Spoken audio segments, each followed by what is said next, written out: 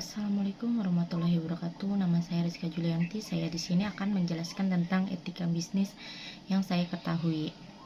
Pertama, pengertian etika bisnis. Etika bisnis yaitu aturan yang mengatur tentang benar dan salahnya dalam mencakup bisnis. Cakupan dari etika bisnis itu sendiri mencakup banyak aspek dan kegiatan, mulai dari individu pekerjaannya, perusahaan, hingga masyarakat selaku konsumen. Fungsi dan tujuan etika bisnis. Tentu saja, aturan dibuat agar menciptakan kelebihan, keuntungan, dan manfaat lain. Fungsi etika bisnis. Pelaku bisnis, baik pelaku UKM atau UMKM, terutama bagi permula yang menjalankan usaha secara otodidak, tidak pernah menyadari fungsi etika bisnis. Berikut ini adalah beberapa fungsi yang sebenarnya sangat dibutuhkan untuk produk barang atau jasa yang mereka tawarkan. Yang pertama, membangun trust. Bentuk usaha baru tidaklah mudah mendapatkan kepercayaan bagi konsumen loh. Maka dari itu butuh upaya untuk memperkenalkan kepada mereka bahwa produk yang ditawarkan aman, memiliki manfaat, dan masih banyak keunggulan lainnya.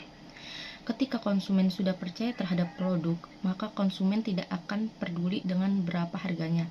Harga mahal pun mereka rela dikeluarkan atas dasar rasa percaya pada produk dan keunggulan yang ditawarkan. Yang kedua, meningkatkan profit penjualan. Tentu saja setelah konsumen percaya terhadap produk yang ditawarkan dengan segala keuntungan yang akan diperoleh, maka akan mempengaruhi jumlah permintaan dan mampu meningkatkan profit penjualan. Inilah tujuan utama dari menjalankan bisnis, yaitu mendapatkan keuntungan. Yang ketiga, menjaga stabilitas perusahaan. Manfaat yang tidak kalah penting lain dari adalah mereka menjaga stabilitas perusahaan. Sebenarnya tidak harus dalam bentuk perusahaan, tetapi bisa juga usaha kecil-kecilan yang kamu jalankan. Pentingnya stabilitas dapat menjalankan perusahaan, dan tentu saja menciptakan stabilitas itu tidak mudah. Yang keempat, menjaga hubungan baik. Adapun fungsi lain yang sederhana tapi sangat penting dan berkesan bagi pelanggan, yaitu menjaga hubungan baik. Ketika konsumen merasa memiliki hubungan baik, maka mereka akan kembali lagi membeli produk yang kamu tawarkan. Mereka datang atas dasar kepercayaan, servis, dan kenyamanan. Sebenarnya menjaga hubungan baik tidak berlaku kepada konsumen, tetapi dengan relasi bisnis pun juga demikian. Tidak hanya kepada relasi bisnis lama, tetapi kepada relasi bisnis yang sudah lama tidak menjalin komunikasi sekalipun perlu dijaga. Karena sumber rezeki bisa datang dari jalur mana saja, termasuk dari relasi bisnis yang lama tidak ada kabar. Yang kelima, menghindari persaingan tidak sehat. Terlahir berfungsi untuk menghindari persaingan tidak sehat. Namanya saja persaingan tidak sehat. Pastinya rasanya tidak enak dan banyak masalah yang akan kita hadapi di kemudian hari. Sebaliknya, persaingan sehat meminimalisir terjadinya masalah yang akan berkembang berikutnya. Itulah beberapa fungsi menjalankan bisnis sesuai dengan etika bisnis. Sebenarnya masih banyak sekali fungsi yang akan kamu rasakan buat kamu yang sudah menjalankan bisnis dan merasakan keuntungan yang dirasakan. Tujuan etika bisnis. Tujuan etika bisnis ada dua, yaitu tujuan etika bisnis jangka pendek dan tujuan jangka panjang. Tujuan jangka pendek yaitu mendorong perusahaan untuk dikenal oleh konsumen atau masyarakat dengan penilaian yang positif. Ketiga, persepsi konsumen atau masyarakat positif akan meningkatkan rasa percaya. Sedangkan tujuan jangka panjang yaitu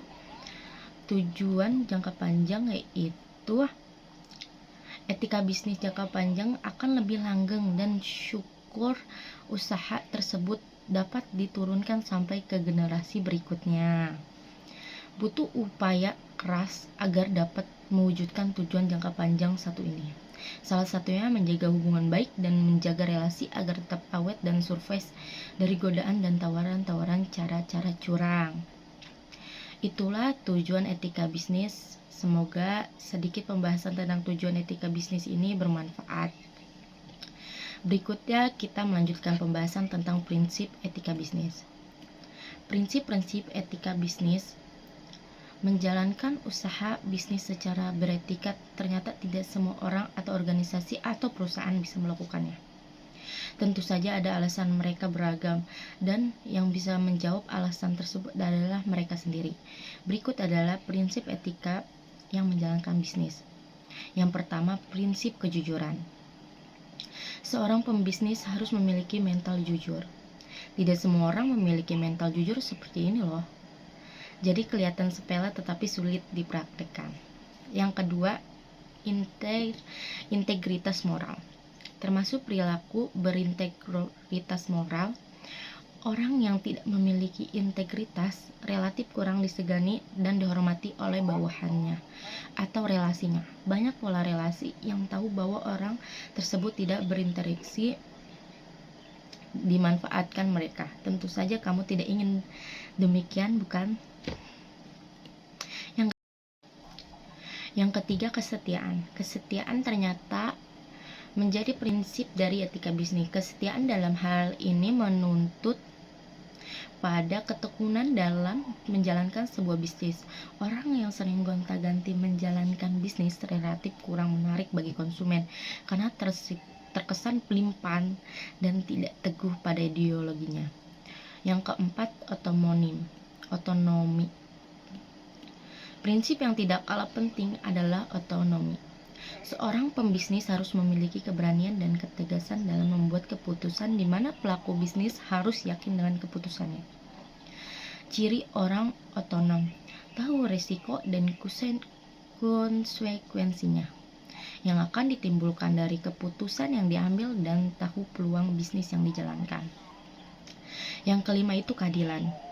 Selain memiliki prinsip otonom, pembisnis juga memiliki keadilan dalam bersikap, terutama bersikap terhadap karyawan yang adil dalam banyak hal. Setidaknya saat menjalankan sebuah bisnis, seorang atasan tidak boleh subjektif memandang segala sesuatu. Semua harus didasarkan pada objektivitas dan tidak mudah mengambil kesimpulan atau keputusan. Yang keenam, saling menguntungkan. Prinsip etika bisnis yang terakhir adalah fokus pada keuntungan. Tentu saja keuntungan yang diperoleh dilakukan dengan cara yang baik dan benar, bukan dengan cara curang dan menghalalkan segala cara. Ingat, segala perilaku dan tindakan yang salah akan mempengaruhi integritas dan ketahanan usaha bisnis kamu. Dari keenam prinsip etika berbisnis di atas, sudah kamu jalankan? Selamat, kamu salah satu pembisnis yang patut diapresiasi dan harus kuat dan bertahan karena kamu adalah calon pembisnis hebat. Contoh mudah pelaksanaan etika bisnis di Indonesia. Indonesia sebagai negara kepulauan yang memiliki banyak sekali adat, budaya, agama, dan ras. Perbedaan yang lahir dari dulu tentu memiliki peluang besar terjadinya perselisihan dan gesekan. Meskipun demikian, hal-hal tersebut dapat diminimaliskan dengan beretika secara baik. Kita tahu banyak pelaku bisnis lain di Indonesia dan memiliki etika yang baik. Lantas contoh mudah pelaksanaan etika bisnis di Indonesia baik dan sopan itu bagaimana? Bagaimana contohnya? Nah, yang pertama, berpikir dan bersikap secara bijak. Contoh orang memiliki etika yang baik apabila orang tersebut memiliki cara berpikir dan bersikap secara bijak. Orang yang menerapkan perilaku, sikap, dan pemikiran bijak relatif beruntung dan mampu meminimalisir terjadi kesalahan. Kenapa? Karena orang bijak bersikap berdasarkan nasihat dan belajar dari kegagalan orang lain. Sehingga orang bijak relatif banyak mujur dan tidak akan melewati jalan yang salah, karena ada orang yang dulunya pernah melewati jalan salah tersebut. Yang kedua, berperilaku baik. Di era teknologi sekarang, banyak yang mulai memperlihatkan perilaku tidak baik. Perilaku tidak baik tidak melulu tentang perkataan kasar, tetapi perilaku sombong, perilaku seenaknya sendiri, dan egois juga salah satu perilaku tidak baik. Yang ketiga, rapih dalam berpenampilan. Contoh lain juga dapat dilihatkan dari segi penampilan. Penampilan rapi membangun kesan penilaian positif daripada penampilan yang berantakan. Sementara saya sendiri tidak begitu setuju dengan pendapat ini, karena sekarang banyak yang berpenampilan menarik, rapi dan mewah, ternyata dia tikus negara yang menipu lewat penampilan. Yang keempat, sopan. Sopan dalam dunia kerja juga penting, apalagi saat bertemu dengan relasi dan ingin membangun kerjasama. Bisa dibayangkan, jika kita tidak sopan, sudah menjamin kita tidak akan menjalin kerjasama dengan mereka. Yang kelima, berkomunikasi menggunakan bahasa yang baik. Berkomunikasi menggunakan bahasa yang baik juga termasuk contoh dalam beretika bisnis. Saat ini kita bertemu dengan relasi, bisa jadi orang tersebut di luar pulau yang tidak tahu bahasa daerah. Itu alasannya penting menggunakan bahasa yang baik antara bahasa ibu. Jika relasi dari luar negeri, tentu saja kamu juga harus menggunakan bahasa internasional. Aneh rasanya jika bertemu dengan relasi dari luar negeri, kamu ngomong bahasa Jawa. Itu namanya bukan bisnis, tapi sedang stand up comedy.